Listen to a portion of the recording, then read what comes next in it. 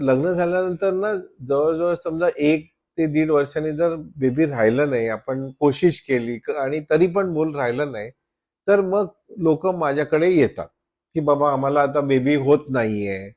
तर काय करायला हवं आम्ही? तर सोपी गोष्ट आहे. पहिली गोष्ट म्हणजे ना आजकाल एवढं काय ॲडव्हान्समेंट झालेली आहे, की जवळ-जवळ सर्व पेशंट जे माझ्याकडे येतात ते 1-1.5 वर्षात ट्रीटमेंट घेऊन बेबी घेऊन घरी जातात.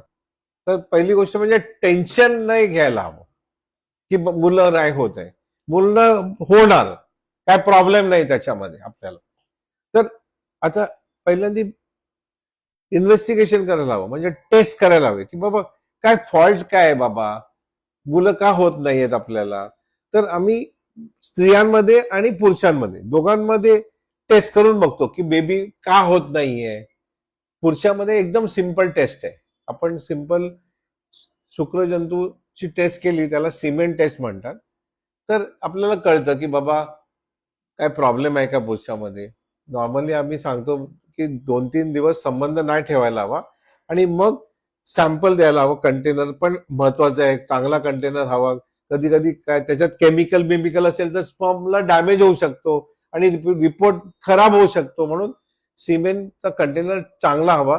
त्याच्यामध्ये सिमेंट कलेक्शन करून मग ते लॅबमध्ये जाऊन आपण टेस्ट करतो. आता ना आमच्याकडे ऑटोमॅटिक मशीन आलंय. एक ड्रॉप टाकला आणि आत टाकला की फटकन रिपोर्ट येतो बाहेर.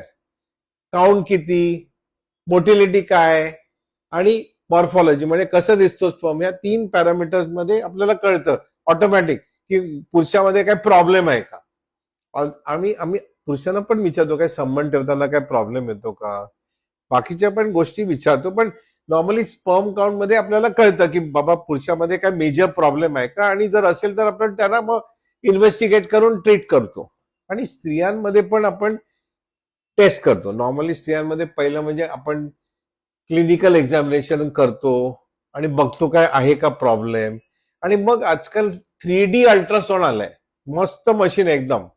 सर्व काय कळतं. काय युट्रस मध्ये प्रॉब्लेम आहे का, काय स्वेलिंग आहे का, काही फायब्रॉइड आहे का, गाठ आहे का, युट्रसच्या भोवताली काय प्रॉब्लेम आहे का.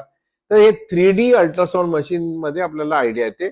आणि नलिका ज्या असतात ज्याच्यातून आपल्याला मुलं तयार होतात, जिथे ते नलिका खुल्याच ते खुल्या आहेत की नाही बघण्यासाठी आपण एक एक्सरे काढतो. त्याला HSG म्हणतात, हिस्टेरो साल्पिंगोग्राफी. नॉर्मली पिरियड आल्या